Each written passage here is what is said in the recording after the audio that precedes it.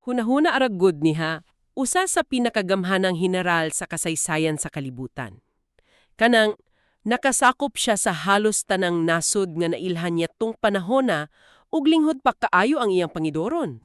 Ug kalit lang namatay. Oo, kalit lang ayud namatay ug ang kuwan ang makapahingang hakay namatay siya dili tungod sa usa ka epiko nga panggubatan.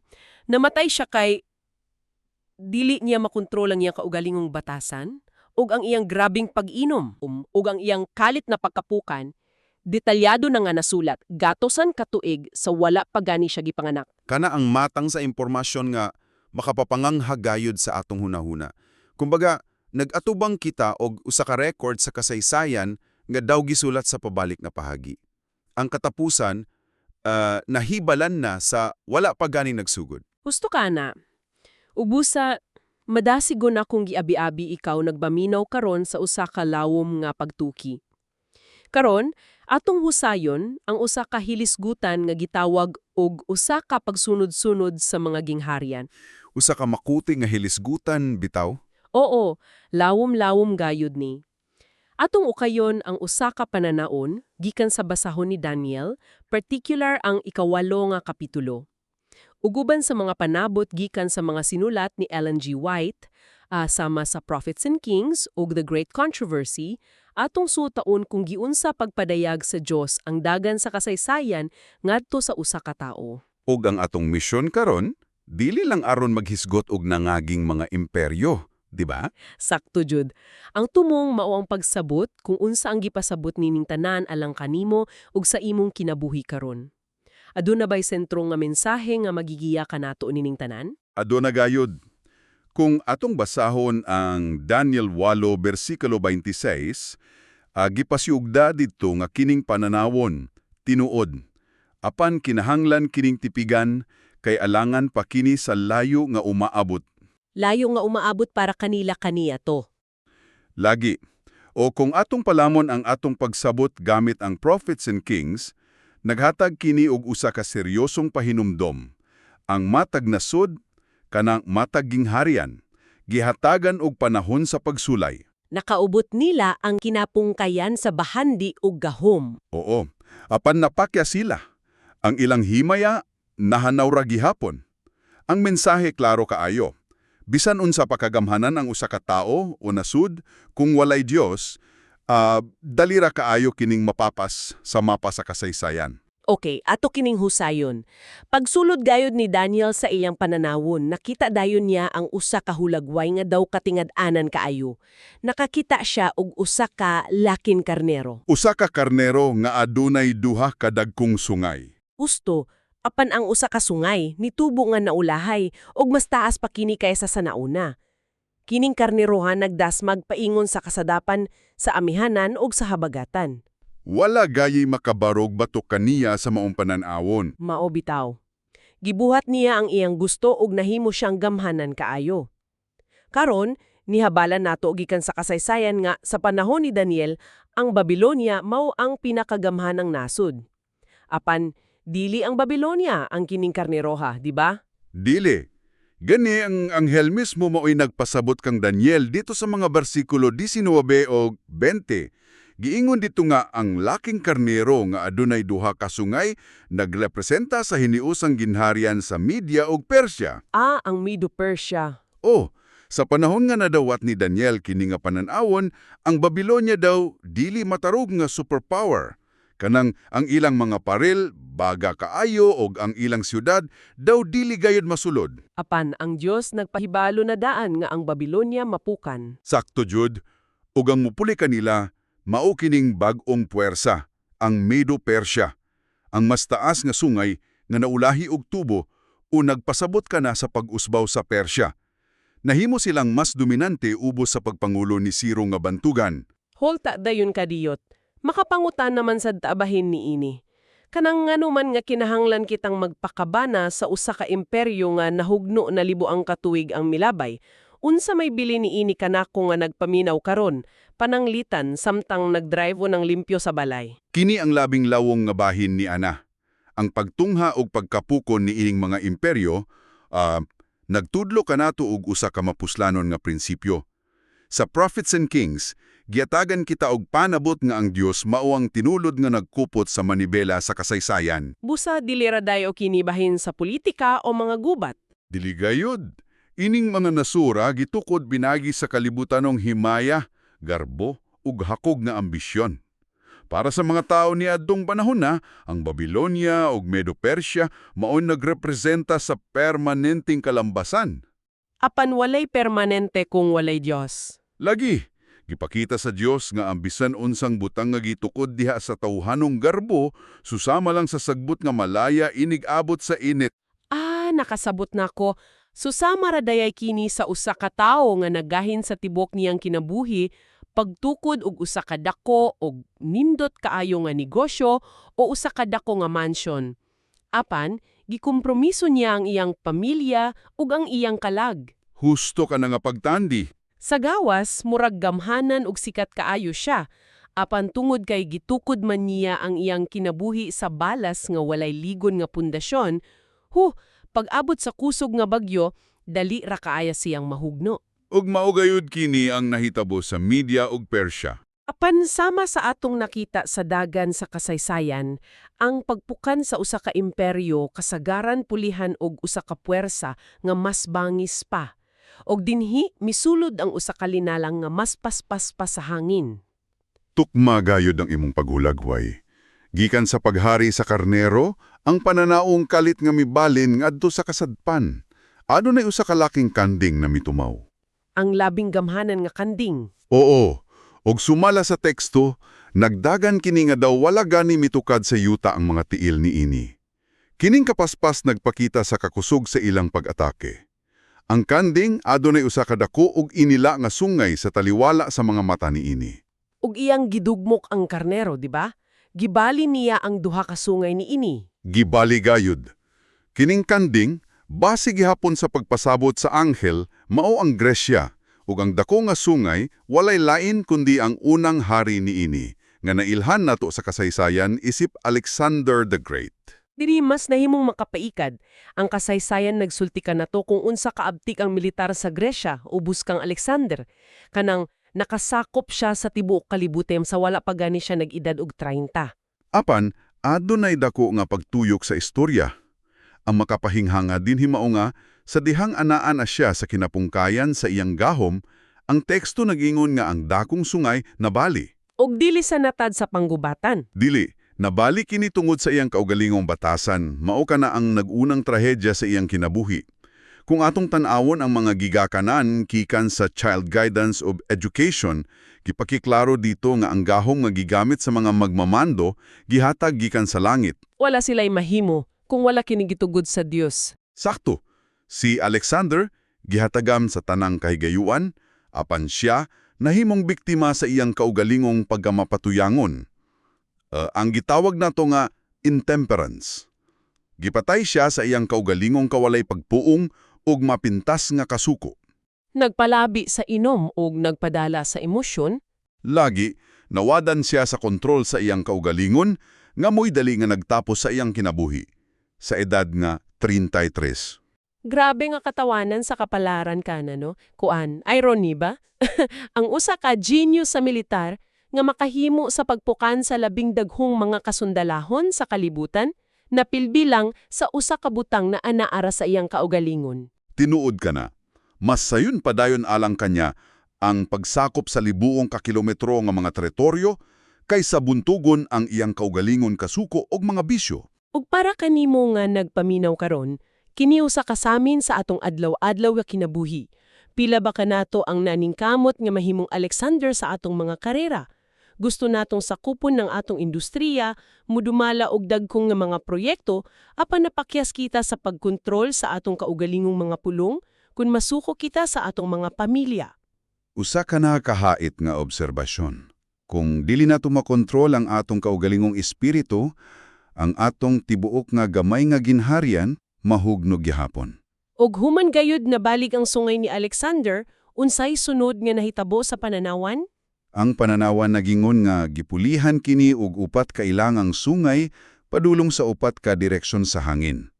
Sa kasaysayan, human sa kamatayan ni Alexander, ang iyang dako kaayong imperyo nabahin nga to sa upat ka mga general nga nag-iyahay og dumala. Apan sama sa kanunay katong makita sa kasaysayan, ang pagkabahayng bahin sa usa ka imperyo makamugna og usa ka dakong kahawang. O kanang kahawang sa gahom, dili magdugay pun-an gayud sa usa ka mas laom ug mas ngiting nya persa. Og dinhi misulod ang usa ka bag-ong karakter sa pananawon. Oo, gikan sa usa sa mga bahin sa imperyo, nakita ni Daniel ang usa ka gamay nga sungay nga mitumaw og paspas kaayong nilapad ng gahom. Padulong sa habagatan, sa sidlakan ug sa maayo nga yuta sa Israel. Nahimo kining labing dako or exceeding great.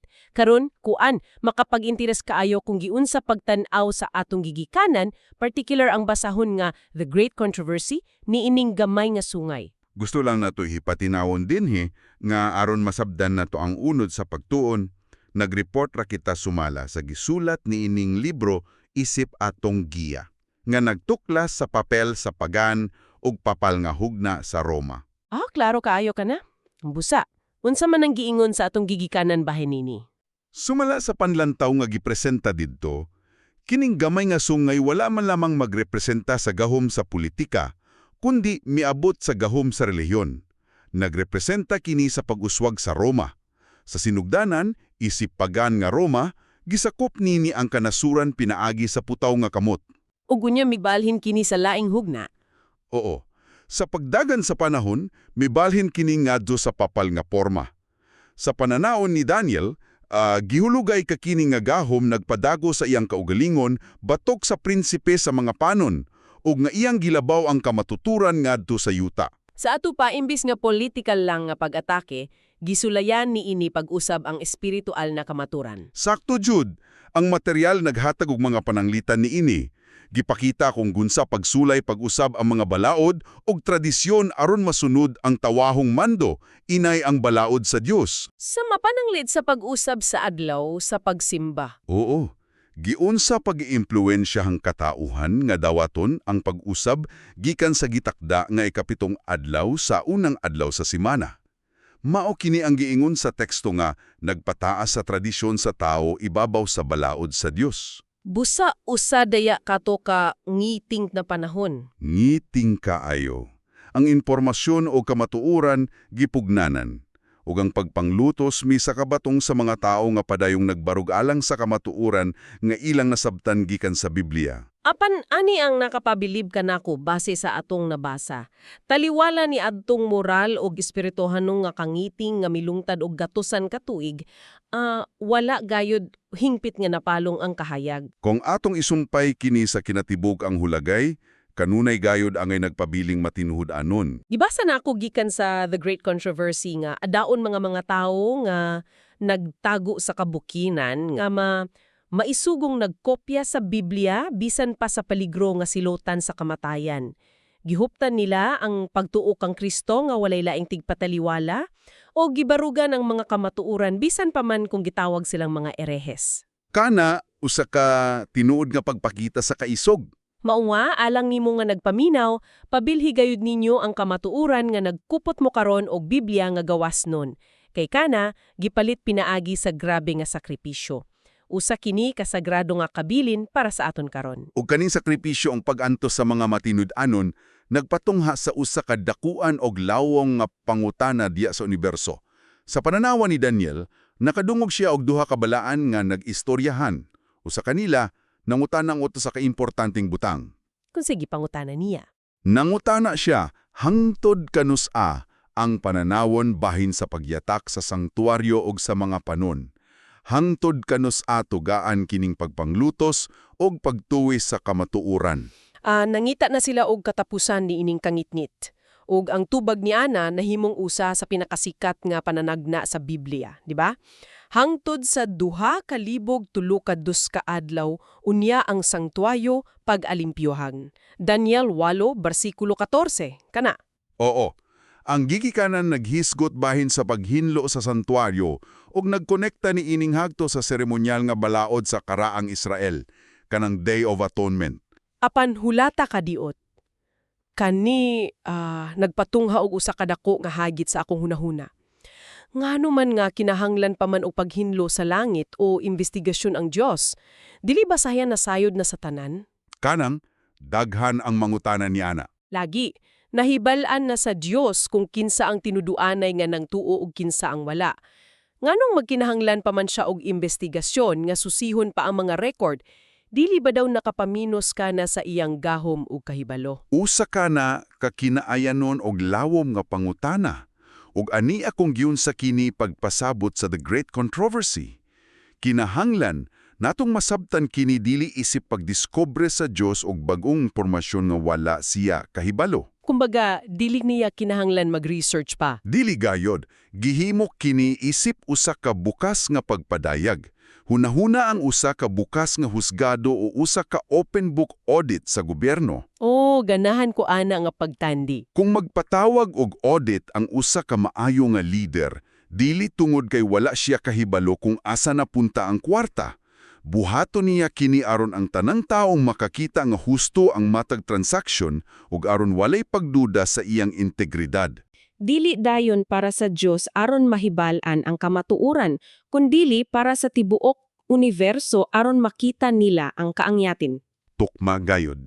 Ang mga anghel nga wala makasala ug ang tibuok kalibutan sa kahitasan nagpaniid sa istorya sa kaluwasan sa yuta. Ang proseso sa paghinlo sa langit ng sanktuaryo maoy pag-abli sa mga record aron pamatudan ngadto sa tibuok universo kung kinsang tinuod nga naginhulsol ug gidawat ang grasya ni Kristo. Gipakita sa Dios nga patas ang iyang desisyon, kinsa ang hatagan sa kinabuhing dayon. Husto kana. Kini nga paghukom mahitabo sa dili pa mobalik si Kristo dinhi sa yuta aron sa iyang pag-anhi dala na niya ang igahatag nga ganti. Pag-anindot nga pagpasabot niya na, usa ka bukas nga pamatudan sa gugma ug hustisya sa Dios aron matubag ang tanang pagduda bahin kanya. Karon, kuan atong ibalik ang atong atensyon nga do sa taong nagtanaw nining tanan. Kan Daniel? Oo, humong madungog ni Daniel nga ang iyang katawahan mag-antos pa o nga kining yugto sa oras mula nat pa og 2,000 og 3 kadatos ka adlaw nga sa panagna nagpasabot og 2,000 og 3 ka tuig. Unsa may reaksyon niya? Bugat kaayo to alang kanya. Bugat gayud. Pag-abot didto sa katapusong bahin sa iyang asuy, bisan pa nga gipadala na si Anghel Gabriel aron pagpasabot sa niya, si Daniel miingon sa bersikulo 27, "Ug ako si Daniel nakuyapan ug nagsakit sulod sa pipila ka adlaw." Kini usa ka grabing epekto sa emosyon ug pisikal nga panglawas. Nasanati niya ang hilabihang nga kalibog o kaguol. Apan, nganong naingon ato man siya nga nagkasakit manggayud siya?